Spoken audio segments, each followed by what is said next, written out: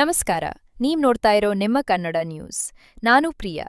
ಕೌಶಲ್ಯ ಅಭಿವೃದ್ಧಿ, ಉದ್ಯಮಶೀಲತೆ ಮತ್ತು ಜೀವನೋಪಾಯ ಇಲಾಖೆ, ಕರ್ನಾಟಕ ಕೌಶಲ್ಯ ಅಭಿವೃದ್ಧಿ ನಿಗಮ, ಬೆಂಗಳೂರು ಜಿಲ್ಲಾಡಳಿತ, ಜಿಲ್ಲಾ ಪಂಚಾಯತ್ ವಿಜಯಪುರ ಇವರ ಸಂಯುಕ್ತಾಶ್ರಯದಲ್ಲಿ ಉದ್ಯೋಗ ಮೇಳ ನಡೆಯಲಿದೆ ಎಂದು ವಿಜಯಪುರದಲ್ಲಿ ಸುದ್ದಿಗೋಷ್ಠಿ ನಡೆಸಿ ಮಾತನಾಡಿದ ಕಾಂತಾ ನಾಯಕ್, ಸಚಿವ ಎಂ.ಬಿ. ಪಾಟೀಲ್, ಶರಣ್ ಪ್ರಕಾಶ್ ಪಾಟೀಲ್, ಶಿವಾನಂದ ಪಾಟೀಲ್ ಇವರು ಕೈಗಾರಿಕಾ ಕ್ರಾಂತಿಯ ಭಾಗವಾಗಿ ಈ ಉದ್ಯೋಗ ಮೇಳ ಆಯೋಜಿಸಿದ್ದು, ಫೆಬ್ರವರಿ 2ರಂದು ಬೆಳಗ್ಗೆ 9ರಿಂದ ಸಂಜೆ 5ರವರೆಗೆ ದರ್ಬಾರ್ ಹೈಸ್ಕೂಲ್ ಆವರಣ, ಸ್ಟೇಷನ್ ರಸ್ತೆ, ವಿಜಯಪುರದಲ್ಲಿ ಉದ್ಯೋಗ ಮೇಳ ನಡೆಯಲಿದೆ. ವಿಜಯಪುರ ಹಾಗೂ ಸುತ್ತಮುತ್ತಲಿನ ಗ್ರಾಮಗಳ ನಿರುದ್ಯೋಗಿ ಯುವಕರು ತಮ್ಮ ಎಲ್ಲ ದಾಖಲೆಗಳೊಂದಿಗೆ ಈ ಉದ್ಯೋಗ ಮೇಳಕ್ಕೆ ಬಂದು ಉದ್ಯೋಗ ಪಡೆದುಕೊಳ್ಳಬೇಕೆಂದು ತಿಳಿಸಿದರು.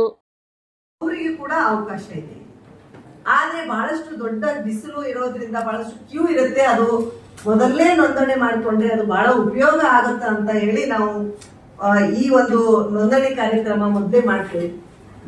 ಬೇರೆ ಜಿಲ್ಲೆಯಲ್ಲಿ ಸುಮಾರು ಮೈಸೂರಲ್ಲಿ 35,000 ಜನ ನೋಂದಣಿಯಾಗಿದ್ರು.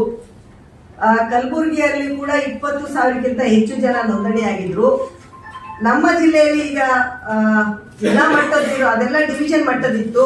ಇದು ಜಿಲ್ಲಾ ಮಟ್ಟದ ಇರೋದ್ರಿಂದ ಸ್ವಲ್ಪ ಕಡಿಮೆನೇ ನೋಂದಣಿಯಾಗಿದೆ. ಆದ್ರೆ ನನಗೇನು ಎಕ್ಸ್ಪೆಕ್ಟೇಷನ್ ಇದೆ ಅಂದ್ರೆ ಬಹಳಷ್ಟು ಜನ ವಾಕಿಂಗ್ ಕೂಡ ಮಾಡಬಹುದು ಅಂತ ಒಂದು ರೀತಿಯಾಗಿ, ಕೆಲವೊಬ್ಬರಿಗೆ ಏನೋ ಇಂಟರ್ನೆಟ್ ಪ್ರಾಬ್ಲಮ್ ಇರುತ್ತೆ, ನೋಂದಣಿ ಅಥವಾ ಸರ್ವರ್ ಬಿಸಿ ಇರುತ್ತೆ, ಹಂಗೂ ಕೆಲವೊಬ್ರಿಗೆ ಇರ್ಬೋದು ಅಂತ ಹೇಳಿ ಈ ನಿಟ್ಟಿನಲ್ಲಿ ಅನ್ಕೊಂಡಿದ್ದೀನಿ. ಇನ್ನು ಈ ಉದ್ಯೋಗ ಮೇಳದಲ್ಲಿ ಬಹಳಷ್ಟು ಜನ ಕಾಲೇಜದ ಸ್ಟೂಡೆಂಟ್ ಕೂಡ ಭಾಗಿಯಾಗ್ತಾರೆ. ಅವರಿಗೆ ನಾವು ಬೇಡ ಅನ್ನಕ್ಕಾಗಲ್ಲ. ಅವ್ರಿಗೆ ಏನ್ ಕ್ಯೂರಿಯಾಸಿಟಿ ಇರುತ್ತಂದ್ರೆ ಯಾವ ಕಂಪ್ನಿಗಳಿದಾವೆ, ಯಾವ ಸೆಕ್ಟರ್ಗಳು ಬಂದಿದಾವೆ, ನಾವು ಮುಂದೆ ಈ ಮುಗಿಸ್ಮೇಲೆ ಎಲ್ಲೆಲ್ಲಿ ಹೋಗ್ಬಹುದು, ಕಾಂಟ್ಯಾಕ್ಟ್ ಡೀಟೇಲ್ ತಗೋಬಹುದು, ಈ ಒಂದು ಎಲ್ಲ ಒಂದು ಕ್ಯೂರಿಯಾಸಿಟಿಯಿಂದ ಅವರು ಕೂಡ ಬರ್ತಾರೆ. ಅವ್ರಿಗೂ ನಾವು ಎಲ್ಲರಿಗೂ ವೆಲ್ಕಮ್ ಮಾಡ್ತೇವೆ. ಹಾಗಾಗಿ ಈ ಒಂದು ಕಾರ್ಯಕ್ರಮದಲ್ಲಿ ಈಗಾಗಲೇ ನಾವು ಸಿರಾದಲ್ಲಿ ಮಾಡಿದ್ದೀವಿ. ಸುಮಾರು 9,786 ಜನ ರಿಜಿಸ್ಟರ್ ಆಗಿದ್ದಾರೆ. 1,393 ಏನು ಶಾರ್ಟ್ ಲಿಸ್ಟೆಡ್ ಆಗಿ 450 ಜನಕ್ಕೆ ಆಫರ್ ಲೆಟರ್ ಕೊಟ್ಟಿದ್ದೀವಿ. ಸೇಡಮ್ ಅಲ್ಲಿ ಕೂಡ ಮಾಡಿದ್ದೀವಿ. 7,500 ಜನ ರಿಜಿಸ್ಟರ್ ಆಗಿದ್ರು. ಸುಮಾರು 811 ಜನಕ್ಕೆ ಆಫರ್ ಲೆಟರ್ ಕೊಟ್ಟಿದ್ದಾರೆ. ಬೆಂಗಳೂರು ಪ್ಯಾಲೇಸ್ ಗ್ರೌಂಡ್ ಅಲ್ಲಿ 86,000 ಜನ ರಿಜಿಸ್ಟರ್ ಆಗಿದಾಗ 9,654 ಜನರಿಗೆ ಆಫರ್ ಲೆಟರ್ ಕೊಟ್ಟಿದ್ದೀವಿ. ಹೀಗೆ ಚನ್ನಪಟ್ಟಣದಲ್ಲಿ, ಬೆಂಗಳೂರು ಶಾಂತಿನಗರದಲ್ಲಿ ಇದು ಕಳೆದ 3 ವರ್ಷದ ಡೇಟಾ, ಹಾಗೂ ಕಲಬುರಗಿಯಲ್ಲಿ, ಮೈಸೂರಲ್ಲಿ, ತುಮಕೂರಲ್ಲಿ ಮತ್ತು ಹಾವೇರಿಯಲ್ಲಿ ನಾವು ಒಂದು ಉದ್ಯೋಗ ಮೇಳ ಮಾಡಿದ್ದೀವಿ. ನಾನು ಹೋದ ವರ್ಷ ಇಲ್ಲೇ ಚಡ್ಚಣ್ಣಲ್ಲಿ ಕೂಡ ಒಂದು ಚಿಕ್ಕ ಪ್ರಮಾಣದ ಒಂದು ಉದ್ಯೋಗ ಮೇಳ ಮಾಡಿದೆ. ಆ ಚಡ್ಚಣ್ಣಲ್ಲಿ ಸುಮಾರು 250 ಜನಕ್ಕೇನೋ ಒಂದು ಆಫರ್ ಲೆಟರ್ ಕೊಟ್ಟಿದ್ದ ಒಂದು ಇದೆ. ಅಲ್ಲಿ 1,200 ಜನ ಏನೋ ಅಷ್ಟೇ ಬಂದಿದ್ರು. ಸೊ ಹೀಗಾಗಿ ನಾವು ಚಿಕ್ಕ ಮಟ್ಟದ ದಾವಣಗೆರೆಯಲ್ಲಿ ಮಾಡಿದ್ದೀವಿ, ಚಿತ್ರದುರ್ಗದಲ್ಲಿ ಮಾಡಿದ್ದೀವಿ. ಚಿಕ್ಕ ಮಟ್ಟದ ಒಂದು ಉದ್ಯೋಗ ಮೇಳ, ತಾಲೂಕು ಮಟ್ಟದ ಉದ್ಯೋಗ ಮೇಳ ಕೂಡ ಒಂದು ಚಿಕ್ಕ ಬಜೆಟ್ ಅಲ್ಲಿ ಕೂಡ ಮಾಡ್ತಾ ಇದ್ದೀವಿ. ಕೆಲವೊಂದು ಸಂಘ ಸಂಸ್ಥೆಗಳು ಇರ್ತವೆ, ಅಂದ್ರೆ ಕಾಲೇಜ್ಗಳು, ನಾವು ಉದ್ಯೋಗ ಮೇಳ ಮಾಡ್ತೇವೆ, ನೀವು ನಮ್ಗೆ ಸಹಕಾರ ಕೊಡಿ ಅಂತ ಹೇಳಿ ಕೂಡ ಇರ್ತವೆ. ಹಾಗೆ ಕೂಡ ನಾವು ಕೂಡ ಹಲವಾರು ಕಾಲೇಜ್ಗಳಲ್ಲಿ ಈ ತರ ಸಹಕಾರ ಕೊಟ್ಟು, ನಾವು ಗೌರ್ಮೆಂಟ್ ಕಾಲೇಜ್ಗಳಲ್ಲಿ ನಾವು ಸಹಕಾರ ಕೊಟ್ಟು ಉದ್ಯೋಗ ಮೇಳ ಕೂಡ ಮಾಡಿದ್ದೀವಿ. ಈ ರೀತಿಯಾಗಿ BMS ಕಾಲೇಜಲ್ಲಿ ಮಾಡಿದ್ದೀವಿ. ಆಮೇಲೆ ಪೂರ್ಣ ಪ್ರಜ್ಞಾ ಇನ್ಸ್ಟಿಟ್ಯೂಟ್ ಆಫ್ ಮ್ಯಾನೇಜ್ಮೆಂಟ್ ಉಡುಪಿಯಲ್ಲಿ ಮಾಡಿದ್ದೀವಿ. ಮೊನ್ನೆ ನೃಪತುಮತ್ ಕಾಲೇಜ್ ಬೆಂಗಳೂರಲ್ಲಿ ಮಾಡಿದ್ವಿ. ಆಮೇಲೆ ರಾಜಾಜಿನಗರ್ KLE ಕಾಲೇಜ್ ಸೊಸೈಟಿಯಿಂದ ಮಾಡಿದ್ವಿ. ಆಮೇಲೆ ಇದೇ ರೀತಿ ಬಹಳಷ್ಟು ಕಾಲೇಜ್ಗಳಲ್ಲಿ ಕೂಡ ನಾವು ಉದ್ಯೋಗ ಮೇಳ ಕೂಡ ಮಾಡಿದ್ದೀವಿ. ಇತ್ತೀಚೆಗೆ ಒಂದು ವಿಶೇಷ ಚೇತನವರಿಗೆ ಕೂಡ ಒಂದು ಕಾಲೇಜಲ್ಲಿ, BMS ಕಾಲೇಜಲ್ಲಿ ಒಂದು ಕೌಂಟರ್ ಇಟ್ಟು ಕೂಡ ಅವರಿಗೆ ಕೂಡ ಒಂದು ಉದ್ಯೋಗ ಮೇಳ ಮಾಡಿದ್ದಾರೆ. ಹಾಗಾಗಿ ಈ ಉದ್ಯೋಗ ಮೇಳದ ಉದ್ದೇಶ ಮಕ್ಕಳಿಗೆ ಉದ್ಯೋಗ ಕೊಡಿಸುವುದಲ್ಲದೆ ಯಾವ ಸ್ಕಿಲ್ ಗ್ಯಾಪ್ ಇದೆ ಒಂದೇದು, ಅವರಿಗೆ ಎಲ್ಲಿ ಮಾರ್ಕೆಟ್ ಅಲ್ಲಿ ಏನು ಟೆಕ್ನಾಲಜಿ ಇದೆ, ಏನು ಓದಬೇಕು ಅಂತ ಅವೇರ್ನೆಸ್ ಕೂಡ ಬರುತ್ತೆ. ಆಮೇಲೆ ಅವ್ರಿಗೆ ಇಂಟರ್ವ್ಯೂ ಕೊಡುವ ಒಂದು ಸ್ಕಿಲ್ ಕೂಡ, ಕಮ್ಯುನಿಕೇಶನ್ ಸ್ಕಿಲ್ ಏನು ಇಂಪ್ರೂವ್ ಮಾಡಬೇಕು ಅಂತ ಹೇಳಿ ಆ ಒಂದು ಧೈರ್ಯ ಕೂಡ ಬರುತ್ತೆ. ನೀವು ಎಲ್ಲ ನಮ್ಮ ಏನು ಡಿಗ್ರಿ ಮುಗಿಸಿದಾಗ ಈ ತರ ಯಾವುದೂ ಇರಲಿಲ್ಲ. ನಾವು ಪ್ರತಿಯೊಂದು ಏನು ನಾನು ಇಂಜಿನಿಯರಿಂಗ್ ಮುಗಿಸಿದಾಗ ನಾವು ಪ್ರತಿಯೊಂದು ಎಲೆಕ್ಟ್ರಾನಿಕ್ ಸಿಟಿ ವೈಟ್ ಫೀಲ್ಡ್ ಅಲ್ಲಿ ಹೋಗಿ ಕಾಲೇಜ್ ಒಂದು ಕಂಪನಿಯಲ್ಲಿ ರೆಸ್ಯೂಮೆ ಕೊಟ್ಟು ಆ ಕಂಪನಿ ಒಳಗಡೆ ಹೋಗಕ್ ಬಿಡದಾಗ ಸೆಕ್ಯೂರಿಟಿ ಕೈಯಲ್ಲಿ ರೆಸ್ಯೂಮ್ ಕೊಟ್ಟಿದ್ದ ನಿದರ್ಶನ ನನ್ನದೇ ಇದೆ. ಆಮೇಲೆ ನಾನು ಫ್ರೀ ಆಗಿ ನ್ಯಾಷನಲ್ ಏರೋಸ್ಪೇಸ್ ಲಿಮಿಟೆಡ್ ಅಲ್ಲಿ ಕೆಲಸ ಮಾಡಿ ಕೊನೆಗೆ ನನ್ನ ಫಸ್ಟ್ ಜಾಬ್ 35,000 ಪೇಮೆಂಟ್ ಅಲ್ಲಿ CG ಸ್ಮಿತ್ ಅಲ್ಲಿ ನಾನು ಸಾಫ್ಟ್ವೇರ್ ಕಂಪನಿಯಲ್ಲಿ ಸೇರಿದೆ. ಸೊ ಈಗ ಅವಕಾಶ ಜಾಸ್ತಿ ಇದಾವೆ, ಈಗ ಮಕ್ಕಳಿಗೆ ಗೊತ್ತಾಗುತ್ತೆ. ಹಾಗಾಗಿ ಇಲ್ಲಿ ಜಾಸ್ತಿ ನಾನು ಹೇಳುವಲ್ಲೇ ಡಿಗ್ರಿ ಅವರಿಗೆ 10th ITI ಡಿಪ್ಲೊಮಾ ಅವರಿಗೆ ಒಳ್ಳೆಯ ಅವಕಾಶ ಇದೆ ಕಂಪೇರ್ ಟು ಟೆಕ್ನಿಕಲ್.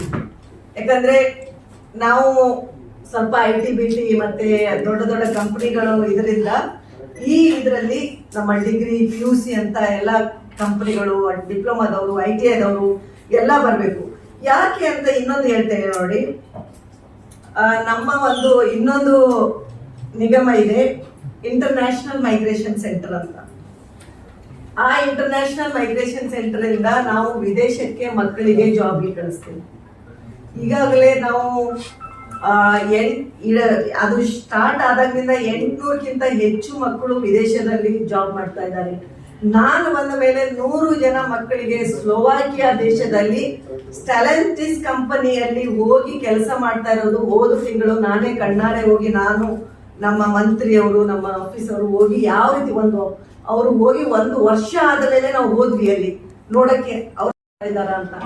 ಅವರಿಗೆ ಒಳ್ಳೆ ಕೈ ತುಂಬಾ ಸಂಬಳ ಬಂದು ಕೆಲಸ ಮಾಡ್ತಾ ಇದ್ದಾರೆ. ಈ ರೀತಿಯಾಗಿ ವಿದೇಶಕ್ಕೆ ಈ ITI ಡಿಪ್ಲೊಮಾ ಅವರಿಗೆ ಬಹಳಷ್ಟು UAEಗೆ ಕಳಿಸ್ತಾ ಇದ್ವಿ, ದುಬೈಗೆ ಎಷ್ಟೊಂದು ಜನ ಹೋಗಿದ್ದಾರೆ. ನರ್ಸಸ್ಗೆ ರಿಕ್ವೈರ್ಮೆಂಟ್ ಇದೆ, ಬೇರೆ ಬೇರೆ ದೇಶದಲ್ಲಿ ರಿಕ್ವೈರ್ಮೆಂಟ್ ಇದೆ. ಇದರಿಂದ ಈ ಡೇಟಾದಿಂದ ನಮ್ಗೆ ಹೆಂಗ್ ಗೊತ್ತಾಗುತ್ತೆ ಅಂದ್ರೆ ಕೆಲವೊಬ್ರು ಆ ಒಂದು ಸೆಂಟರ್ ಕೂಡ ಅಲ್ಲಿರುತ್ತೆ, ಇಂಟರ್ನ್ಯಾಷನಲ್ ಮೈಗ್ರೇಷನ್ಸ್ ಒಂದು ಸೆಂಟರ್ ಕೂಡ ಅಲ್ಲೊಂದು ಸ್ಟಾಲ್ ಕೂಡ ಇರುತ್ತೆ. ಅಲ್ಲಿ ಅವರು ಕೂಡ ನೋಂದಣಿ ಮಾಡ್ಕೋಬಹುದು, ನಾವು ಬೇರೆ ದೇಶಕ್ಕೆ ಹೋಗಕ್ ಬಯಸ್ತಾ ಇದೀವಿ ಅಂತ ಹೇಳಿ. ಸೊ ಇನ್ನೊಂದಂದ್ರೆ ನಾನು ಈಗಾಗಲೇ ಹೇಳಿದೀನಿ, ಏಪ್ರಿಲ್ ಅಲ್ಲಿ ಒಂದು ಅಂತಾರಾಷ್ಟ್ರೀಯ ಉದ್ಯೋಗ ಮೇಳ ಕೂಡ ಮಾಡ್ತಾ ಇದ್ದೀವಿ ಏಪ್ರಿಲ್ ತಿಂಗಳಲ್ಲಿ, ಅದು ಬೆಂಗಳೂರಲ್ಲಿ. ಈ ಮಕ್ಕಳಿಗೆ ಅದು ಒಂದು ಅವೇರ್ನೆಸ್ ಸಿಗತ್ತೆ. ಅಲ್ಲಿ ಬಂದು ರಿಜಿಸ್ಟ್ರೇಷನ್ ಆಗಕ್ಕೆ ಕೂಡ ಅವರಿಗೆ ಇದು ಇನ್ನೂ ಅನೌನ್ಸ್ ಆಗಿಲ್ಲ. ನಮ್ಮ ಈಗ ಜಸ್ಟ್ ಇನ್ನೊಂದು 10 ದಿನದಲ್ಲಿ ನಾವು ಅದನ್ನ ರಿಲೀಸ್ ಕೂಡ ಮಾಡ್ತೇವೆ, ಯಾವಾಗ ಎಕ್ಸಾಕ್ಟ್ ಡೇಟ್ ಕೊಟ್ಟು.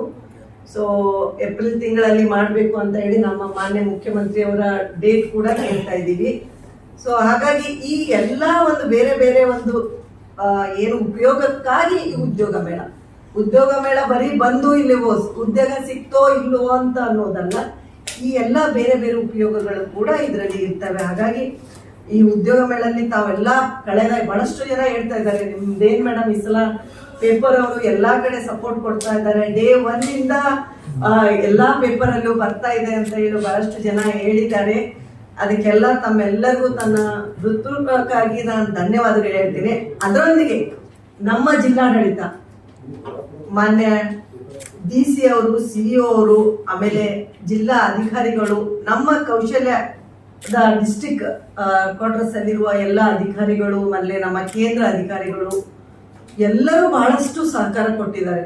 ಜಿಲ್ಲಾ ಅಧಿಕಾರಿಗಳಂತೂ ಮೊನ್ನೆ ಎಲ್ಲರನ್ನ ಕಾಲೇಜ್ ಪ್ರಿನ್ಸಿಪಲ್ರನ್ನ ಎಲ್ಲ ಇನ್ಸ್ಟಿಟ್ಯೂಟ್ ಅವರನ್ನ ಕರೆದುಬಿಟ್ಟು ಒಂದು ನಿದರ್ಶನ ಕೊಟ್ಟು ಅವರಿಗೆ ನೀವು ಎಲ್ಲರೂ ಪಾರ್ಟಿಸಿಪೇಟ್ ಆಗಬೇಕು ಅಂತ ಹೇಳಿ ಅವರಿಗೆ ಕೂಡ ಹೇಳಿದ್ದಾರೆ. ಹಾಗಾಗಿ ಅವರಿಗೂ ಕೂಡ ನಾನು ತಮ್ಮೆಲ್ಲರ ಮೂಲಕ ಒಂದು ಧನ್ಯವಾದಗಳನ್ನು ಕೂಡ ಅರ್ಪಿಸ್ತೇನೆ. ಯಾಕಂದ್ರೆ ಈ ಕಾರ್ಯಕ್ರಮ ಸಕ್ಸಸ್ ಆಗಬೇಕು. ಫೆಬ್ರವರಿ 2ನೇ ತಾರೀಕಿಗೆ ಈ ಕಾರ್ಯಕ್ರಮ ನಮ್ಮ ಮಾನ್ಯ ಸಚಿವರು ಶ್ರೀ MB ಪಾಟೀಲ್ ಸರ್ ಅವರು ಬರ್ತಾರೆ. ಅವರ ಅಧ್ಯಕ್ಷತೆಯಲ್ಲಿ ಅವರ ಸಹಕಾರದಿಂದ ಇನ್ವಿಟೇಷನ್ ಕಾರ್ಡ್ ಕೊಡಿಯಪ್ಪ. ಆಮೇಲೆ ನಮ್ಮ ಜಿಲ್ಲಾ ಮಂತ್ರಿಯವರಾದ ನಮ್ಮ ಇಲಾಖಾ ಮಂತ್ರಿಯವರಾದ ಶ್ರೀ ಶರತ್ಪ್ರಕಾಶ್ ಪಾಟೀಲ್ ಸರ್ ಅವರು ಕೂಡ ಬರ್ತಾರೆ. ಆಮೇಲೆ ನಮ್ಮ ಜಿಲ್ಲೆಯ ಇನ್ನೋರ್ವ ಮಂತ್ರಿಯವರಾದ ಶ್ರೀ ಶಿವಾನಂದ ಪಾಟೀಲ್ ಸರ್ ಹಾಗೂ ಜಿಲ್ಲೆಯ ಎಲ್ಲ ಶಾಸಕರಿಗೆ ಈ ಮಾಹಿತಿಯನ್ನು ಕೊಟ್ಟು ಇನ್ವಿಟೇಷನ್ ಕೊಟ್ಟು ನಾನು ಪರ್ಸನಲ್ ಆಗಿ ಹೇಳಿದ್ದೀನಿ, ಅವರೆಲ್ಲರೂ ಬರ್ತಾರೆ. ಹಾಗಾಗಿ ತಾವೆಲ್ಲರೂ ಈ ಕಾರ್ಯಕ್ರಮಕ್ಕೆ ತಾವು ಕೂಡ ಸಪೋರ್ಟ್ ಮಾಡ್ತಾ ಇದ್ದೇನೆ, ಇನ್ನೂ ಮಾಡಬೇಕು. ಆಮೇಲೆ ರಿಜಿಸ್ಟ್ರೇಷನ್ ಮಾಡಲು ತಾವು ಕೂಡ ಇನ್ನಷ್ಟು ಸಪೋರ್ಟ್ ಮಾಡಬೇಕು. ನಮ್ಮ udyogmela.ksdc.karnataka.com ಅಲ್ಲಿ ಕರೆಕ್ಟ್ ಅಲ್ಲಪ್ಪ? ಈ ಇದರಲ್ಲಿ ತಾವು ಉದ್ಯೋಗ ಮೇಳದಲ್ಲಿ ರಿಜಿಸ್ಟ್ರೇಷನ್ ಮಾಡಬೇಕು ಅಂತ ಹೇಳಿ ಈ ಮೂಲಕ ಎಲ್ಲ ಯುವಕ ಯುವತಿಯರಿಗೆ ನಾನು ಕೇಳ್ಕೊಳ್ತೇನೆ. ಇಷ್ಟೊಂದಿಗೆ ನನ್ನ ಈ ಒಂದು ಉದ್ಯೋಗ ಮೇಳ ಬಗ್ಗೆ ಮಾಹಿತಿ ಏನಾದ್ರೂ ಇನ್ನೂ ಹೆಚ್ಚಿಗೆ ಬೇಕು, ಇಲಾಖಾ ಬಗ್ಗೆ ಹೆಚ್ಚಿಗೆ ಮಾಹಿತಿ ಬೇಕು ಅಂದ್ರೆ ನಾವು ಕೇಳ್ಕೊಳ್ತೀವಿ. ಸರ್, ನಾನು ಅದೇ ತೀರಿ ಅನ್ಕೊಂಡಿದ್ದೆ ಅಂದ್ರೆ ನಾನು ಇಲ್ಲೇ ಉಳಿತಿದ್ದೆ. ಈಗ ಇಂಜಿನಿಯರಿಂಗ್ ಮಾಡೋರಿಗೆ ನಾವು ವಿಜಯಪುರದಲ್ಲಿ ತರಕ್ಕಾಗಲ್ಲ ಕಂಪ್ನಿಗಳು. ನಮ್ಮ ಹುಡುಗರು ಕೂಡ ಅಲ್ಲಿ ಹೋಗಿ ಕೆಲಸ ಮಾಡುವಷ್ಟು ಶಕ್ತಿ ಬರ್ಬೇಕು ಸರ್. ಅದು ಐ ಅಗ್ರಿ ದಟ್ ಕೆಲವೊಂದು ಕಡಿಮೆಗಳು ಕಂಪ್ನಿ, ನಾನೇ ಹೇಳ್ತೇನೆ ಯಾವ ಕಂಪ್ನಿಗಳು ಅವ್ರಿಗೆ ಜೀವನ ನಡ್ಸಕ್ ಆಗಲ್ಲ ಅವ್ರಿಗೆ ಬರ್ಬೇಡಿದೆ ಅಂತ ಹೇಳ್ತೇನೆ ನಾನು. ಅಂತವ್ರು ನೀವು ನಮ್ಮ ಉದ್ಯೋಗ ಮೇಳದಲ್ಲಿ ಬರ್ಬೇಡಿ. ಆದ್ರೆ ಅವ್ರಿಗೆ ಊಟ ತಿಂಡಿ ಕೊಟ್ಬಿಟ್ಟು ಅವ್ರಿಗೆ ಅಲ್ಲಿ ಜೀವನ ನಡೆಸೋ ಆಗುವಷ್ಟು ಸಂಬಳ ಅವ್ರದ್ದು ಒಂದು ಕಂಪನಿಗಳ ನಾರ್ಮ್ ಇರುತ್ತೆ. ITI ದವ್ರಿಗೆ ಎಷ್ಟು ಕೊಡ್ಬೇಕು, ನಾವು ಹೇಳ್ದಂಗೆ ಯಾರು ಕೊಡಲ್ಲ. ಅವ್ರಿಗೆ ಇಂಡಸ್ಟ್ರಿ ನಾರ್ಮ್ ಇರುತ್ತೆ, ಡಿಗ್ರಿದವ್ರಿಗೆ ಎಷ್ಟು ಕೊಡ್ಬೇಕು, ಯಾವ ಜಾಬ್ದವ್ರಿಗೆ ಎಷ್ಟು ಕೊಡ್ಬೇಕು ಅಂತ. ನಾನು ದಿನ ಸರ್ ನಾನು ಒಂದ್ ಹೇಳ್ತೇನೆ, ನನ್ನ ಹತ್ರ ಬಹಳ ಆಫೀಸಲ್ಲಿ ಬಹಳಷ್ಟು ಜನ ಉದ್ಯೋಗ ಕೇಳಿ ಬರ್ತಾರೆ. ಅದರಲ್ಲಿ ಹೆಚ್ಚಿಗೆ ಜನ ಇಂಜಿನಿಯರ್ಸ್ ಬರ್ತಾರೆ. ಅವ್ರಿಗೆ ಕೆಲವೊಂದ್ಸಲ ನಮ್ಗೆ ಕಳಿಸಿದ್ರು ಅವ್ರು ತೊಗೊಳಕ್ ಇಷ್ಟ ಇರಲ್ಲ. ಯಾಕಂದ್ರೆ ಈಗ ಇತ್ತೀಚೆಗೆ ಕಂಪನಿಗಳು ಕೆಲವೊಬ್ರು ಬರೀ 30,000 25,000 ಕೆಲಸ ಮಾಡಕ್ಕೂ ರೆಡಿ ಇರ್ತಾರೆ ಇಂಜಿನಿಯರ್ಸ್. ಸೊ ಅವ್ರಿಗೆ ತಗೊಂಡ್ಬಿಡ್ತಾರೆ. ಹಾಗಾಗಿ ಅದು ಒಂದು ಕಷ್ಟ.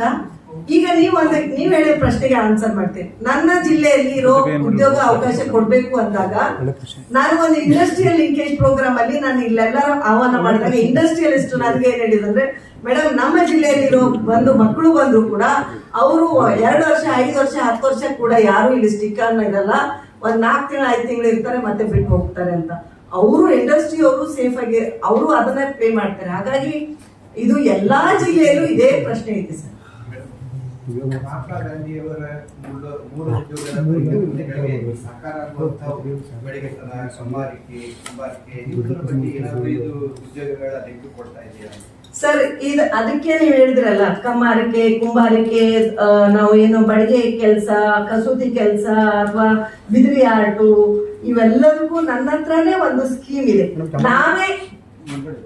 ನಾವೇ ಜಿಲ್ಲಾವಾರು ಪ್ರತಿಯೊಂದು ಜಿಲ್ಲೆಗೆ ಒಂದು ಟೆಂಡರ್ ಕೇಳಿರ್ತೇವೆ. ಫಸ್ಟ್ ಜಿಲ್ಲಾ ಅಧಿಕಾರಿಗಳಿಗೆ ಕೇಳ್ತೇವೆ, ನಿಮ್ಮ ಜಿಲ್ಲೆಯಲ್ಲಿ ಯಾವ ಕೌಶಲ್ಯತೆಗೆ ಪ್ರಾಮುಖ್ಯತೆ ಕೊಡ್ತೀರಾ? ಕೆಲವೊಬ್ರು ಒಂದೊಂದು ಜಿಲ್ಲೆಯಲ್ಲಿ ನಮ್ಮ ಜಿಲ್ಲೆಗೆ ಇದು ಹೆಚ್ಚಿಗೆ ಇದೆ ಅಂದಾಗ ನಾವು ಅದನ್ನು ಒತ್ತು ಕೊಡ್ತೀವಿ. ಮೈಸೂರಲ್ಲಿ ಇನ್ಲೇ ಆರ್ಟ್ ಇದೆ, ಸೊ ಅವರಿಗೆ ನಾವು ಒತ್ತು ಕೊಡ್ತೇವೆ. ನಮ್ಮ ನಿಗಮದಲ್ಲಿ ಎಷ್ಟು ಹಂತದಲ್ಲಿ ನಾವು ಮಾಡ್ಬೋದು ಅಷ್ಟು ನಾವು ಪ್ರೋತ್ಸಾಹ ಮಾಡ್ತಾ ಇದ್ದೀವಿ ಸರ್. Thank you sir. ಮತ್ತಷ್ಟು ಸುದ್ದಿಗಾಗಿ ನೋಡ್ತಾ ಇರಿ ನಿಮ್ಮ ಕನ್ನಡ ನ್ಯೂಸ್. ಲೈಕ್ ಮಾಡಿ, ಸಬ್ಸ್ಕ್ರೈಬ್ ಮಾಡಿ, ಶೇರ್ ಮಾಡುವುದು ಮರೆಯಬೇಡಿ.